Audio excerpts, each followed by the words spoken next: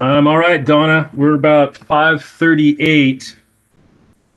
So if you want to go ahead and get going, I think we have a quorum here. Okay. Short a few though. Okay. Good evening, everyone. We are going to begin our budget committee meeting for December 10th. Justin or Amy, would you call the roll, please? Yes, ma'am. And I'll remind the JPs that you're going to have to unmute yourself. I cannot unmute you. I can mute you, but I cannot unmute you. So, Mr. Denton. Mr. Denton. Miss Blackwood. I see you, Miss Blackwood. You're here. Miss Massey. Yes, here. Mr. Keith, I see you. Miss Green. Here. Miss Green is present. Mr. McCoy.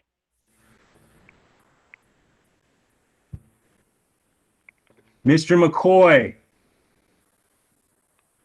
You have to unmute yourself, sir.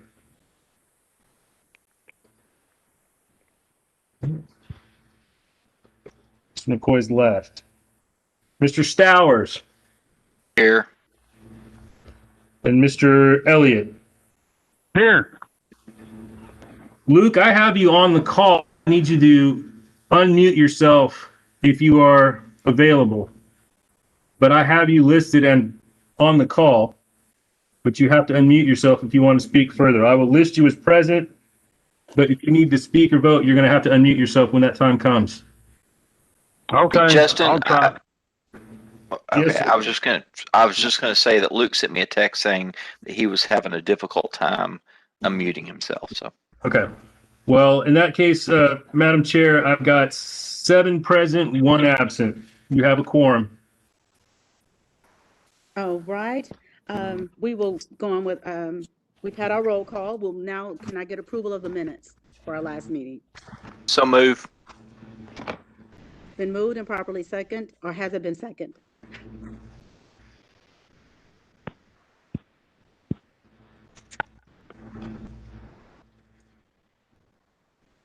Can someone give me a second on approval of the minutes? Second. Okay, moved and properly second.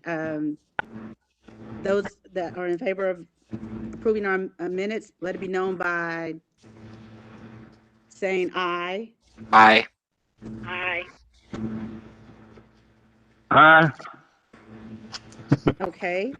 We are now down to item number 4, which is our unfinished business, which is item 20I-86.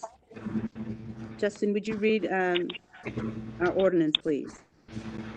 Yes, ma'am. Ordinance 2086, an ordinance amending ordinance 20 OR 44 2021 annual budget classifying Arkansas to delete a bailiff position in 4th Division Circuit Court Department 0404 and create an assistant bailiff position in 3rd Division Circuit Court Department 043 effective January 1, 2021.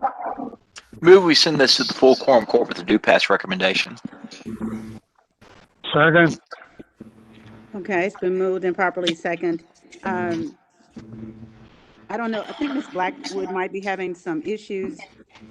Same here. I got you, Curtis. I got you. Okay, is there any discussion? I can say this. This is a ordinance that came from Judge Kathy Compton and Judge Herb Wright. It's my understanding this is agreed upon and shouldn't be a big deal. It's part of the restructuring of bailiffs. There's probably going to have to be more of this, my understanding, but this is one move and probably some more to come. Okay, is there any discussion? A question, Is should I that say? 20I-86? Is that 20I-86? I can hardly hear them. Yes, ma'am. Yes. It's 20I-86. It's just the switch of the bailiffs between 4th and 3rd Division. Okay, I got it. Yes, ma'am. If there be no discussion, Justin, could you call the roll, please? Or Curtis, do you have a question? No, can you hear me? Yes, sir. We can hear you. Okay. Okay, I'm unmuted. Well, no, I guess one quick question, and I guess this is just housekeeping. So because there's no, because this is just a transfer, no position changes or anything, we'll hear these throughout the year as opposed to in April or whatever when we do when we normally do our personnel changes and things like that. I don't know how that's going to unfold. I know that when they started changing the dockets from some criminal to civil courts, there was some swapping of bailiffs.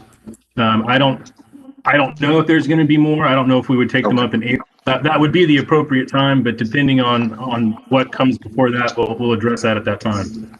Okay, that's fine. Okay, are there any other questions or comments? If there be none, Justin, would you call the roll, please? Mr. Denton? Mr. Denton? Ms. Blackwood? Aye. Ms. Massey? Aye. Mr. Keith? Yes. Ms. Green? Aye. Mr. McCoy? Mr. McCoy?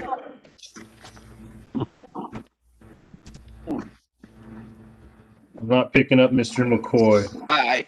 Present I'm non-voting. here. I'm here. Luke, they just told me I could unmute myself. Yes, please. Yes, okay. Mr. Stowers Yes. and Mr. Elliott. Yes. Ayes, 1 absent. Okay, with 7 ayes, this will go to the full quorum court for final approval. We're now moving on and down to our last item, which is 20I-87.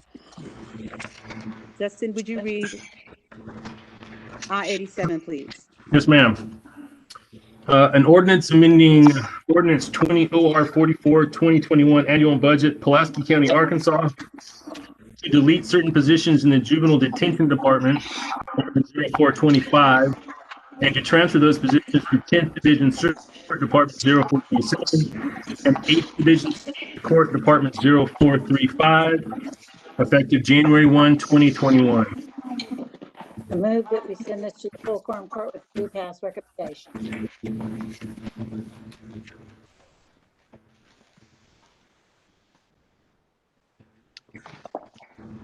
Is there a second? What did you say? Did you call the roll? No, ma'am. Motion was made to send the item to the full quorum court with a due pass recommendation.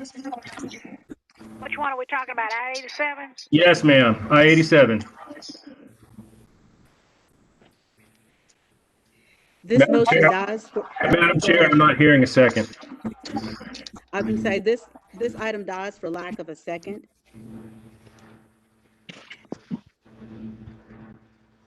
Noted. Madam Chair? Yes. Okay, we are now moving on. Are there? That's it. Those were the only 2 items. Okay, so can I get a motion to adjourn? So move. So move. Okay. We are now adjourned. We are now down to announcements. Are there any announcements? I have none at this time. Actually, you know what? I would like to read something. I'm sorry. And it was sort of related to me from the Judge Hyde, basically saying that the county judge has agreed that the 5 probation officer positions and 2 intake officer positions in question will be retained through the end of February 2021. In light of the time of the year and the difficult circumstances we've been working through in the past 9 months, it is agreed that these employees should be given an opportunity to continue their employment with the county in their current positions until the end of February 2021, and that we will make every effort to assist them to find other employment opportunities in the county if they so choose. Additionally, this grace period will allow the incoming judges who preside over the 2 juvenile courts to assess their needs and ensure that the probation cases being managed by the employees in question are transferred in an orderly, structured manner. So that's the agreement and word that Mr. Hyde, Judge Hyde, has given regarding employees in question. So that's it, Ms. Massey. Okay, are there any other announcements? No, ma'am. All right, is there public comment? Anybody want to raise their hand on that? Yeah. Hold on, I'm guessing that was Miss James. Are you waiting for your hand there for public comment? Go, Ms. James. I can't unmute you. You have to unmute yourself. You would think after doing court by Zoom for 8 months, I would know to unmute myself, but thank you. Yes, ma'am. First, I'd like to, do I have permission to speak? Yes, you're recognized. Thank you, ma'am. First, I'd like to say I appreciate Judge Hyde considering the situation that we have of trying to get through the end of the year and making certain that we have a smooth transition from 3 juvenile judges to 2.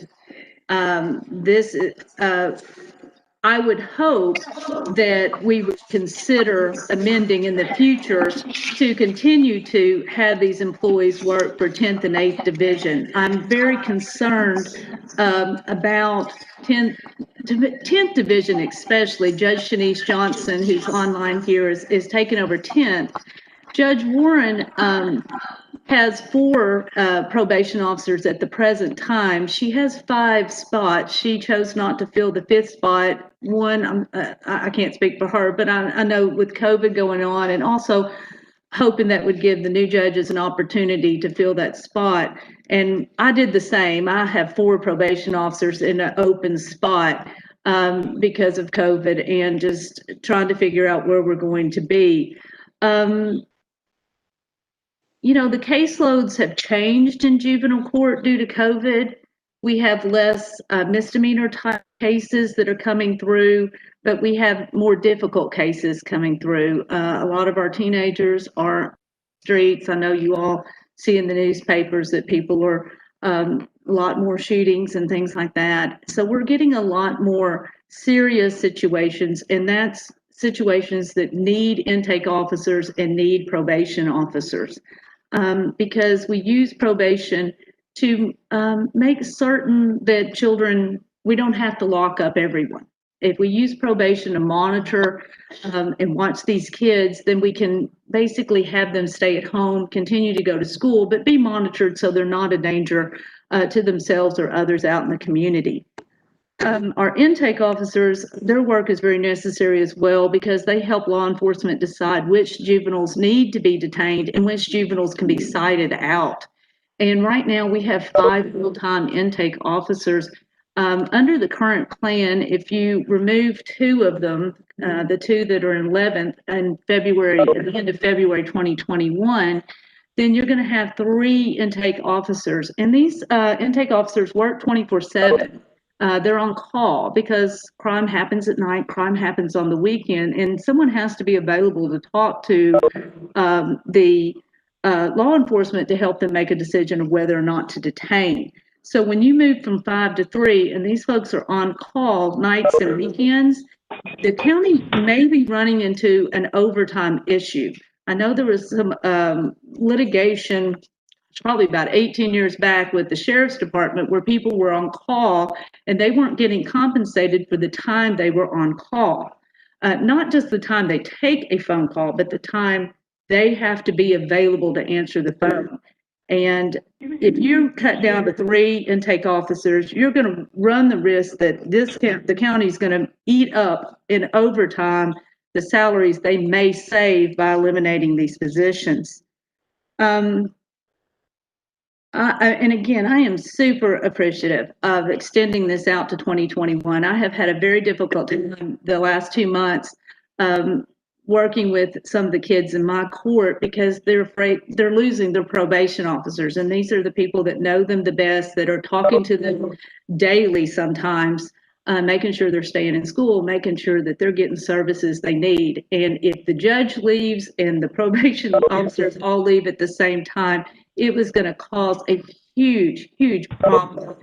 I still am concerned once my docket is spread between Judge Johnson and Judge Byrd that there will not be sufficient probation officers to manage their caseload. And part of that reason is because of the newly enacted legislation that requires savories for our children before they're have a disposition. And savories on average for each child takes about 5 hours.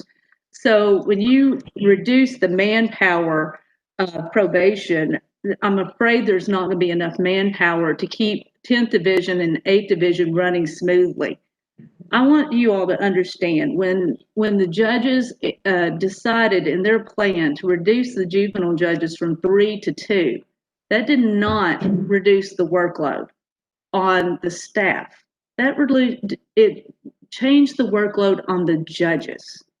So reallocating a judge to a different type of law puts more work on the judges, but the work is still there. So, but the judges in this hierarchy, we're the kind of the, I don't want to say top of the pyramid like we're the elite, but we do the least amount of work per case. The people who are doing the work is the intake and the probation officers in meeting with the families, talking to the kids, working with them, helping them get services, helping them stay in school, helping them, behave and not getting more trouble. So I want you to understand, just because I'm leaving doesn't mean the work's leaving. It doesn't mean the need for probation officers are leaving. And I hope you all will take this time between now and February and assess that and see. Again, we're already down 2 probation officers because 2 open positions we didn't fill. And, again, we're trying our best to save the county money by doing that. But I really am afraid if you reduce permanently these 6 employees, this is going to cause a huge ripple effect in the juvenile system. I don't want to go on and on. There's a lot to say about that. And, I understand there's been a lot of legal wrangling going back and forth about what's constitutional and what's not, and what's the law and what's not. And I would hope that we could figure out a way to resolve this without litigation. Because, again, I'm a taxpayer of Pulaski County. And especially during COVID, I don't want my money being spent on lawsuits. So that's why I'm saying I appreciate Judge Hyde to give some more time. Maybe this is an opportunity for people to figure out how the shakeout comes from my cases being going to 10th and 8th and what our needs are out there.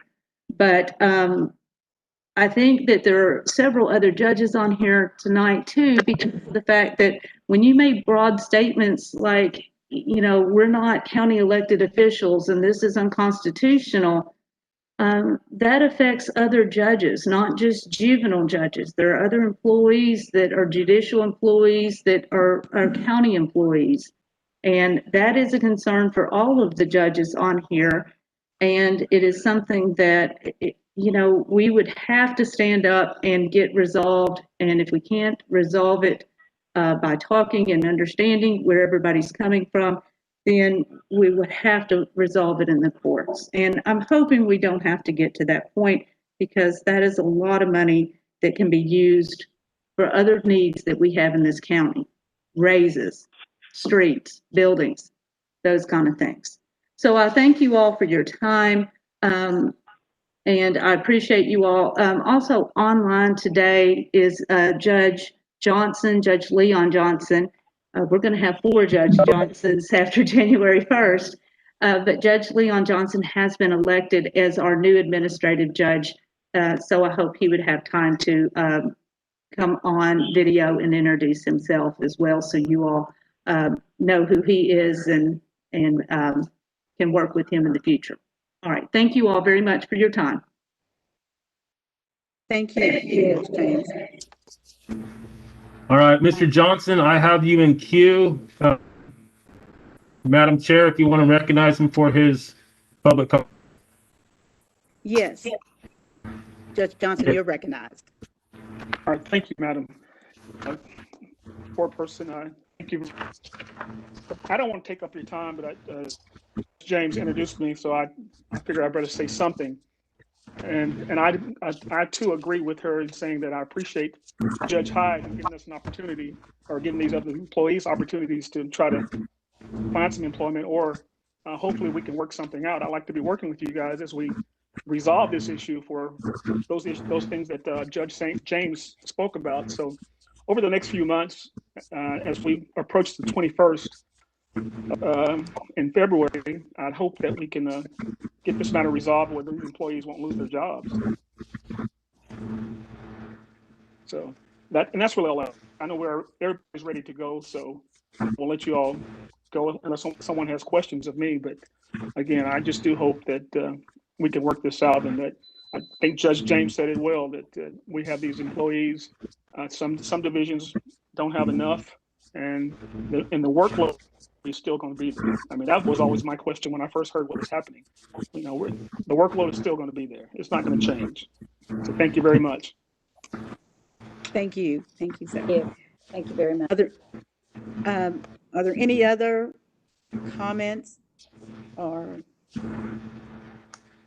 I'm not seeing something. I see Luke has his hand up, but I don't know if he's wanting to speak. So let me give him an opportunity.